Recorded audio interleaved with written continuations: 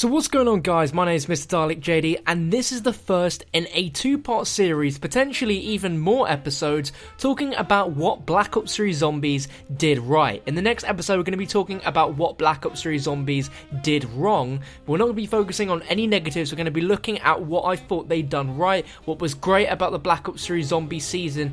I'm going to be talking just about a load of things that Treyarch done right, and why I'm really sad that they're going now, because they are honestly the best development studio there is for Call of Duty. Every single game that they produce just feels like a Call of Duty game. Things are just right. Things just work. It just feels good. Treyarch got a lot of stick during Black Ops 3 for some of the decisions that they made, but I don't think any of the decisions they made were bad. And in this video, we're going to be looking at what Black Ops 3 Zombies did right. Now, of course, there's going to be a ton of things which I think they did wrong. We're not going to be focusing about negatives. We're going to leave that for another video. This is more of a gameplay commentary, just talking over my thoughts now everything's done and dusted, and if you guys have any other ideas and thoughts of what you made of Black Ops 3 Zombies, let me know in the comments. I'd love reading them. Now, some of this may refresh your memory. You may totally not remember any of this, but we need to go all the way back to April 2015 when they revealed Black Ops 3. In that initial gameplay trailer, we even got a tiny snippet of zombies in there. Now, it really wasn't a lot,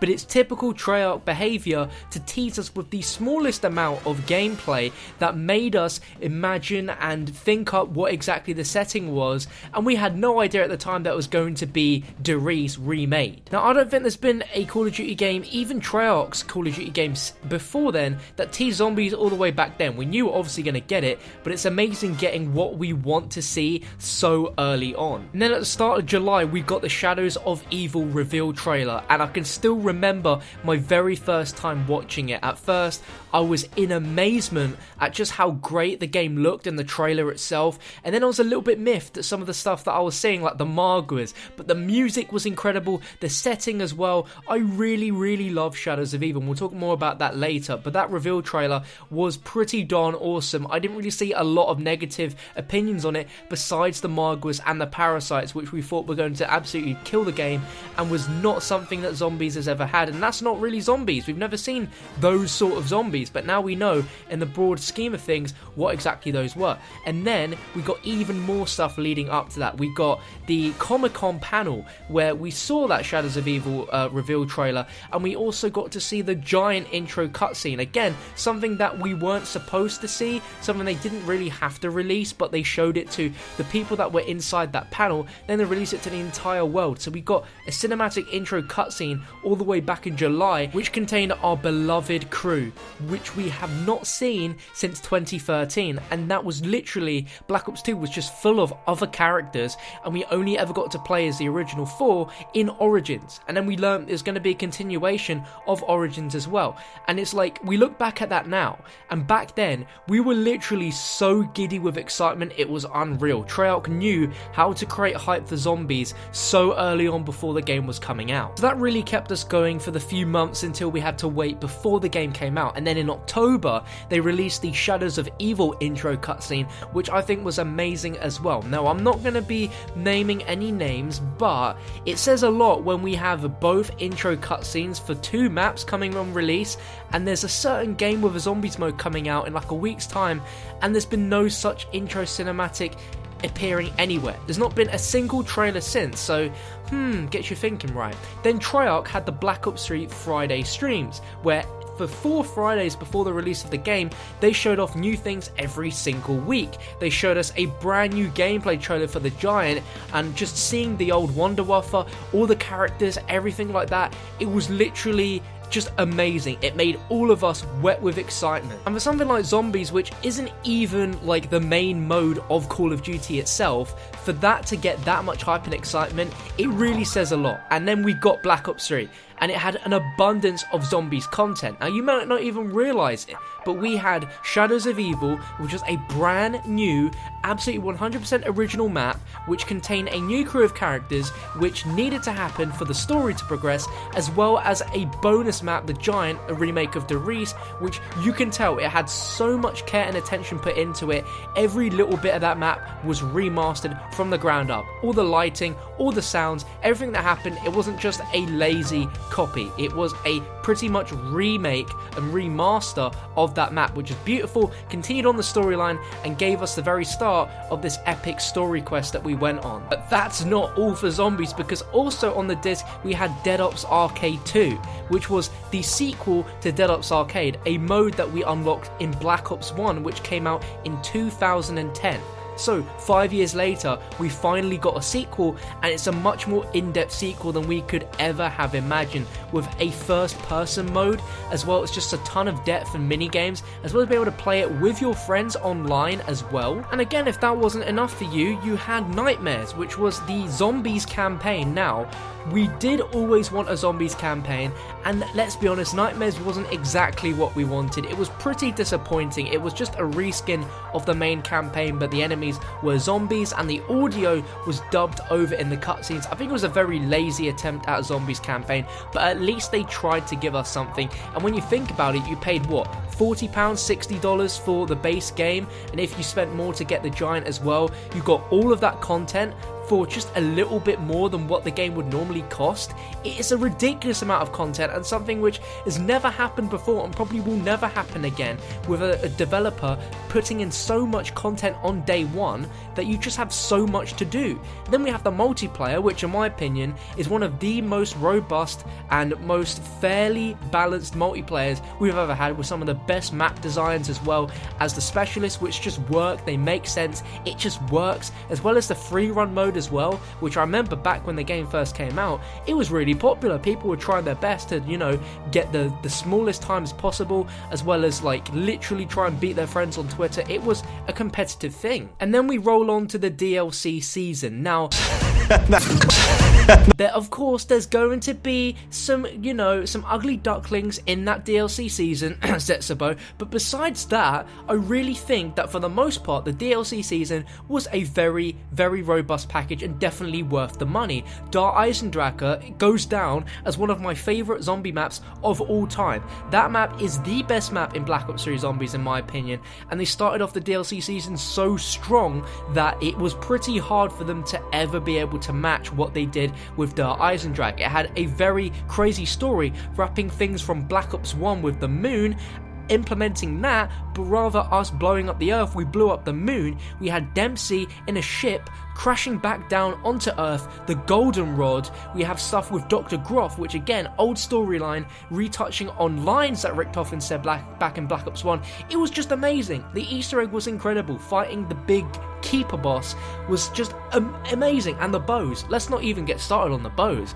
Like, Origins was never going to be beaten, let's be honest. It is one of the most epic maps ever created, but they got pretty damn close with the bows. Now, they are pretty much a reskin of the staffs, but I don't care. The bows were super cool, and such awesome wonder weapons. That entire map was a perfect map. That is a masterpiece of a map. And the whole idea of them creating a multiverse where a lot of things that have happened finally make sense and we can fix everything was brilliant. I really liked the idea and the story arc that it took us down. Like, you could argue that the maps were a little complicated and overcomplicated by the story, but at least we had a fully focused game that was focused on the story of zombies. Normally it's quite hidden and intricate. You have to look up what actually happens in the maps to understand it fully, because you might not get it, you might not hear all the quotes to understand the story. But I commend Jason Blundell and his team for creating a whole season where it follows, where you can understand the story. It's super clear, and it was a pretty darn awesome story. Now, Zetsubou, let's not go into that. Let's just completely skip that. Not great, but Gorod Krovi, absolutely incredible map. On an epic scale, the amount of things technically they managed to achieve in that map is pretty damn amazing. We had a third version of the ray gun, we flew dragons, it was pretty darn epic, absolutely amazing. The PPSH came back as well. Literally, that map is amazing as well. A very tight second of my favourite maps in Black Ops 3. And again, that pulled references to Ascension as well as Der Riese with the introduction of Sophia again. Again, we were a little bit confused on why she was a robot, but again, pretty damn cool story. And then that leaves us to Revelation. Now forget about everything and cast your mind back to September the 6th when Revelations dropped on PS4. Our jaws were gobsmacked seeing those pre-release trailers for Revelations, and of course playing it for the first time and experiencing all of those map remakes put into one map. It was pretty darn epic, as well as getting the Thunder Gun back, as well as more crazy weapons like the Apothicon Servant. Revelations was pure fan service at its finest, delivering everything that we loved and popped it into one map. And the conclusion of Revelations was both somewhat quite exciting and also disappointing at the same time. Now we will not talk about the disappointing facts of Revelations because that can go in the next video, and we can literally talk about that for days on end, okay? There's so many ways to look at that ending, but looking at it genuinely, every map was pretty decent apart from Zetsubou. They were so much fun. Even Shadows of Evil to me is a brilliant map. Not a masterpiece, definitely not perfect by any means, but a very, very wonderful map. It was crafted with so many intricate details. You can tell that map was a labour of love for the team to create, because you may not like it. There may be features that you hate about Shadows of Evil, such as the rituals for example, but the amount of detailing, the amount of aesthetically pleasing areas, and just the little details, the little sounds, it's just amazing. And that map had the most amount of Easter eggs we've ever had for a zombies map, just little tiny ones as well as huge ones as well, which added to make that map a very strong launch map, probably one of the strongest since Black Ops 1. And let's not also forget the way that Treyarch marketed the zombies mode. Even on their own YouTube channel, if you see from the time of Black Ops 3 launching, there is literally nothing but zombies content on there. There is the occasional multiplayer live stream, but pretty much everything else solely uploaded is zombie videos. We had a ton of Snapchat teasers as well, and that's stuff that Treyarch do amazingly well. They will be unbeaten for the amount of teasers that they do and the complexity and brilliance of those teasers. They teased so many different trailers on Snapchat for us,